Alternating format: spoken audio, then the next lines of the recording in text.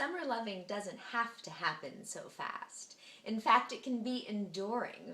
It can be lifelong, if you happen to be so lucky. What's great about summer love is that your inhibitions are down, your energy is up, and the heat is on. You're also more available to be vulnerable and to get raw. And I don't mean get raw in the sexual sense, I mean get raw in the being real and authentic, because you're just feeling a little freer. You're not feeling as stressed.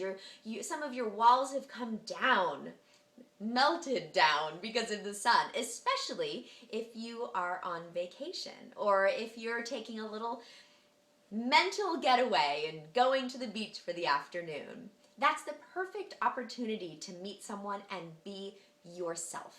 Be completely real.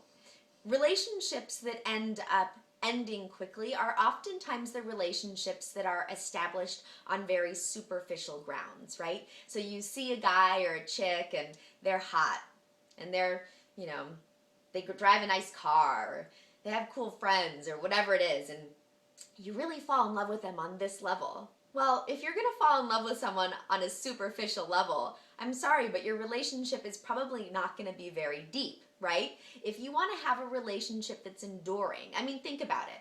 If you fall in love on this level, it's like a building. So if you build a building right on the ground without digging down at all, that building might look really pretty, but it's probably going to fall down. Now, if you create a building and you dig deep first and you create this place for it to hold on to, you create a foundation, what happens? It's going to stay up. Even with an earthquake, it's probably going to stay up. And all the little earthquakes in life, it's going to stay up. Same goes for relationships. So with summer loving, you are raw, you're honest, you're a little looser, you're going to be yourself completely, and that is the perfect opportunity to create a lasting relationship.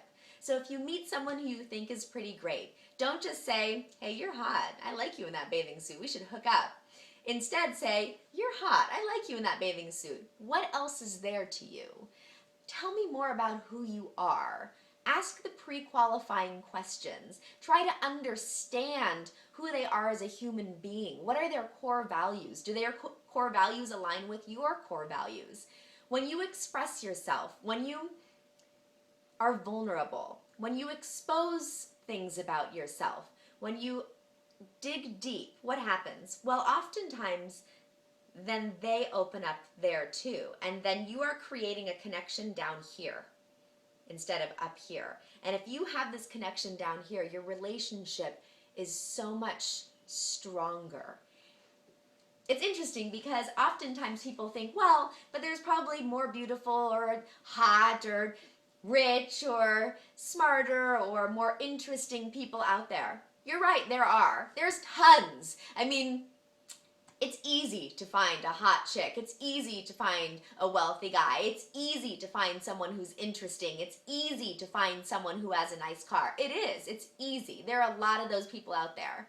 But if you connect on a level of serious depth, that is hard to find. And that's where you want to connect. And the summer is the perfect opportunity for you to do that.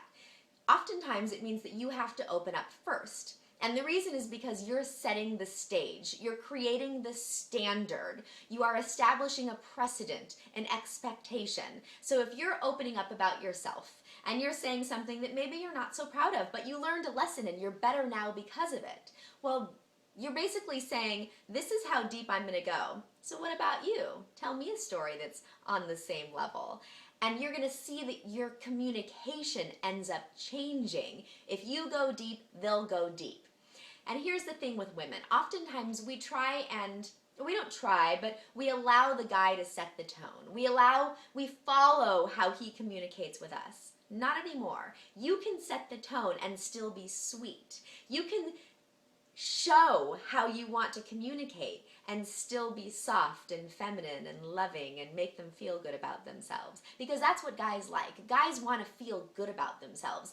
Guys need their ego stroked, as silly as it seems, they do. And women want to feel good about themselves too. We like to be taken care of. We like to know that we're beautiful and adored. And guys like that too. So you can still do that and be in control. You can still tell a story that's saying, and now that's the kind of story I expect from you. And you're soft about it, and you're flirtatious, and you're sweet. But you have set a standard and an expectation, and they will come to your level. And that's how you create a relationship that's lasting. And the summer is the perfect opportunity to do that. Now, of course, if you're on vacation and you meet some fantastic person and you know that you're leaving at the end of the trip, and that can be really difficult, you know, you can still make it work. You really can, as long as they're interested in making it work too. And sometimes it's having that conversation, even at the very beginning. It's being honest. It's being upfront about your emotions. It's not being like, look, you know what? This is really great and all. I love the summer fling, but I'm looking for a real relationship. Like, whoa, okay, that is so unattractive. I can hardly handle myself. Instead, it's, I love this. I would love to continue this. How can we keep this going? Like, do you feel the same way? Because I think it would be really fun. I think we have an incredible connection, and I want to maintain it. So how can we do that? So you're putting yourself out there. You're being honest.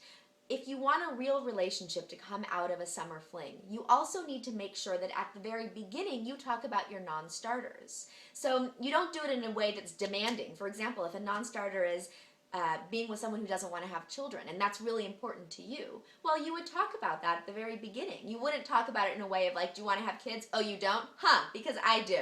It's not going to be like that. It's going to be, you know, it's so fun watching those kids at the beach, and I'm excited for when I get to have children, and I think I'm going to be an amazing mom. Have you ever thought about having kids? So you do it in a way that's basically couching it. It's softening it, but you're still extracting the information. You're having conversations that are purposeful. You're having conversations that are substantive. You're not just saying like, wow, beach is so pretty. Oh my gosh, we should go to the spa. Hey, let's go to the restaurant tonight. Did you see that party last night? That was so much fun. No, you still can have a substantive, deep conversation and have fun with it. And that makes your summer fling even better. It enriches it. You're also able to understand each other's cultures and where you come from, especially if you're in a foreign country.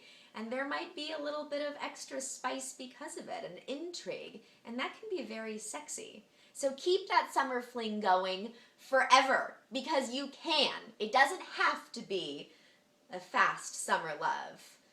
It can be a summer love that lasts a lifetime.